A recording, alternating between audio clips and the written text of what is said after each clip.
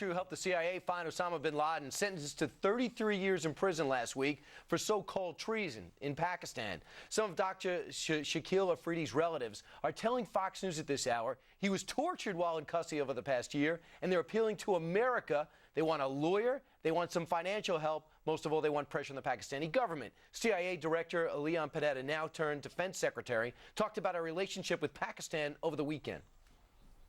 I hope that ultimately Pakistan understands that, because what they have done here, I think, does not help in the effort to try to reestablish a relationship between the United States and Pakistan. I'm extremely passionate about this doctor. I can't believe he had the courage to do what he did. When you get into the details, he's tremendously vital. Was that the passion that defense secretaries should have to rattle their cage and get this guy free? Let's just say that Secretary Panetta has the gift for understatement. No kidding. Not off in the middle of a statement. I thought I was about to witness it. It was like a UN statement where he said, and this is not helpful to our relationship. Like they're in relationship counseling. Let me tell you something. I did his very first race for Congress, Panetta. We were almost in a plane crash, and he was calm. Calm. That's good. But I'm just telling you, you want this doctor out, right? Yeah, but I mean, let's keep a couple of things in mind here. First of all, it's been well known in the intelligence community all over the Western world that this guy has been helping the United States and the Allies. One. Two, the thing he did, his DNA turned out not to be used on Obama in the final analysis. But the most Osama bin Laden. Osama bin Laden, right. And in the final analysis, this was a tribal court that handed this down. I mentioned this last week.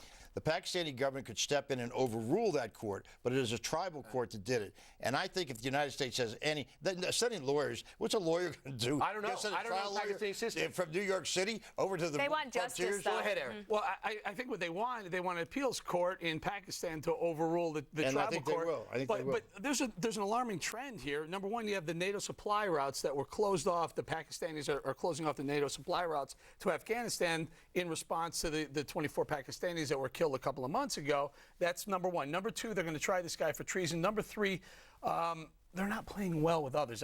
You want to send a signal? You want Leon Panetta to be calmly sending a signal? Cut off the $3.1 billion in aid, not the $250 million or $33 million. I love Go for the full Monty. I love $3 billion. with the chairman of the Joint Chiefs of Staff endorsed the Senate Appropriations Committee move to cut off $33 million for the 33 years this guy's been in. Right. We got to get tougher and tougher. But that was done in committee, and it will be passed later on this summer in Congress as part of a larger bill. Come on, guys. The administration should move it. But listen, Hillary Clinton made an equally as benign statement last week, one that Panetta made. It's ridiculous, and even Robert Gates said that Panetta would confirm to 60 Minutes in January the doctor's identity. So, Bob, we don't know that everybody knew who he was. Yeah. But here's the biggest issue. What does this do to our human intelligence? Future. We made this point last week. If you are working with the United States, you're out there currently or in the future, you're going to look at yourself and you're going to look at the U.S. and you're going to go, are you going to leave me like you did the Pakistani doctor? There should have been some plan. They just left him there. No, they just didn't leave him there. Yes, they did. There's a set plan about human intelligence to get him out. It's almost impossible to get extracted from the frontier territories where he's being held. The other thing I would say to you... No, after the bin Laden raid. Finish your thought, Bob? Well, I would finish it, but I can't, so never mind.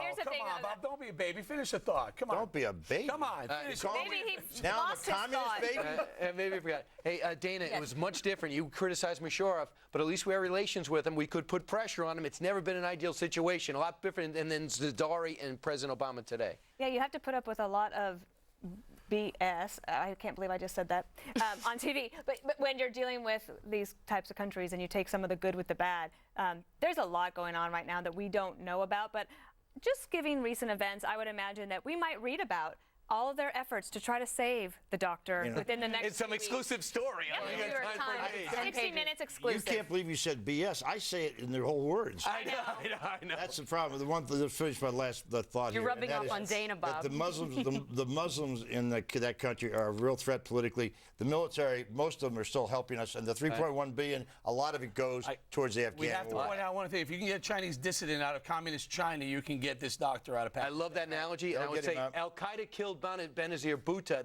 the wife of the current president. My goodness, you should be giving this doctor a parade. All right, let's change topics. Coming up straight ahead, a high school track coach is fired after helping find a student a date to the prom. Her. Bob will tell you about that and another wild prom story that I have not heard yet. And I hear there's pictures. What's the other wild prom story?